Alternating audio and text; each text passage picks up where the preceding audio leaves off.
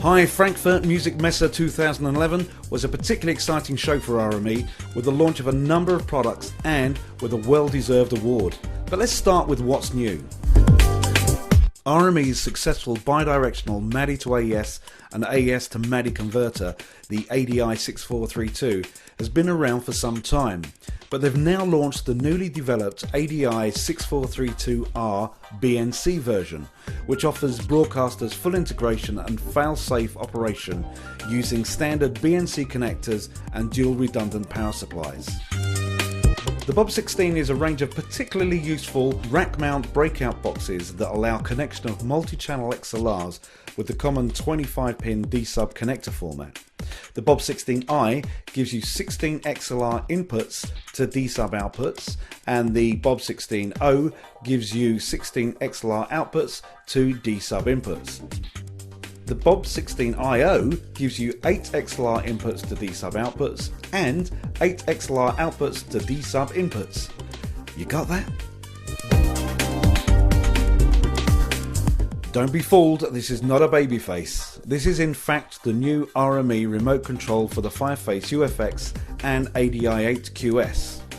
For the ADI-8QS, this simply replaces the old remote, but for the Fireface UFX, this brand new solid metal case remote will allow you to control the most important monitoring functions.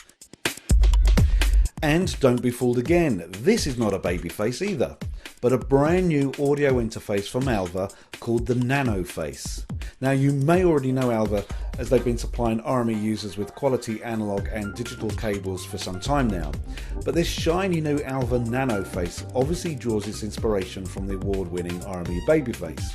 But because it's not built in Germany or includes many of the features of the Babyface, such as Total Mix, it does mean that it comes in at less than €250, and in real money that's only about £220. So this really is an affordable and quality interface for recording, DJs, gamers, schools and audiophiles everywhere. The MIPA, or the Music Messe International Press Award, is regarded as the Grammy of the musical instrument and pro audio industries. And this year, more than 100 magazines from all over the world voted for the best musical instruments and audio equipment in more than 40 categories. And guess who won the MIPA's award for the best recording hardware? Yep, that's right, RME's Fireface UFX. Which brings me nicely to RME's last announcement at the show, which was the much anticipated Fireface UFX upgrade for the standalone USB record feature. I spoke with RME's Head of Design, Matthias Carstens, who explained all. Well, the Fireface UFX ships for about 6 months now, and 2 or 3 days ago we released the firmware that enables USB recording. Now this is a really hot feature, and you can see I'm sweating already. So what you do is plug a USB stick into the front of the unit, push the meters button, and you get a recording screen. On this recording screen you see the file name, you can see some information about the recording, you have a time bar, and of course you have the usual transport console. I use this cursor, go to the record button, push here, and we start recording.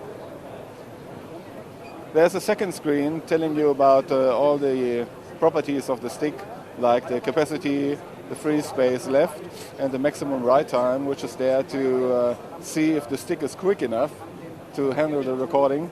You also have a special hard disk load indication here, and here is also an error indication.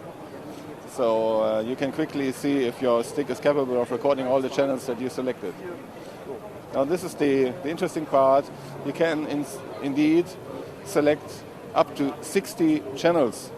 The UFX has 30 inputs and 30 outputs, and you can record any of these at the same time.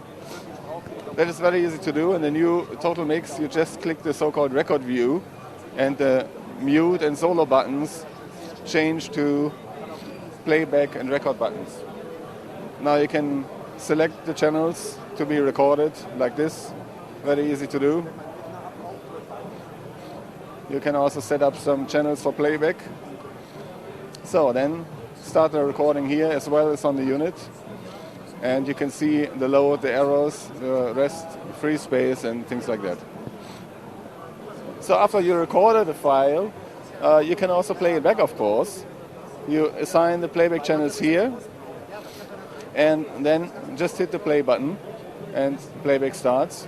Now the interesting thing is that you cannot only play back the channels here directly at the output of the unit, you can also play them back into the mixer input. That means whatever is on the stick, even if it's only a 2-channel stereo file from your favorite music, you can just process it again through the mixer with all the EQs, with all the dynamics, and with echo and reverb, and then send it out somewhere here. That is super flexible and offers and gives some very new features and functionalities that you usually not think about. But if you see this working, you get amazed because this all works completely standalone. It has nothing to do with the computer. The recording takes place directly in the hardware, and if the computer crashes, the recording just goes on. So it's very safe, and it's an interesting way to work. I'll give you another example. You go to the next live concert that you want to record, and instead of recording everything on your computer, where you are never sure that you have clicks or have a problem with your hard drives or whatever, you just use the computer as remote control. Just use Total Mix on it to comfortably use everything. You can even use a cheap netbook for that. Yeah, and record directly in the unit on the USB drive. Just one of many examples what you can do with this feature. It's really astonishing. So when is this available? Basically right now, because we put a so-called public pre-release on the forum, the RME forum in the web. But I must admit that we have a few smaller things that we still have to fix. But you can see here on the booth, it's working all the UFXs and it's working all day, and all the features, it works really good already. The basic functionality is okay, we just make a little bit cosmetics here and there in the next 1 or 2 weeks.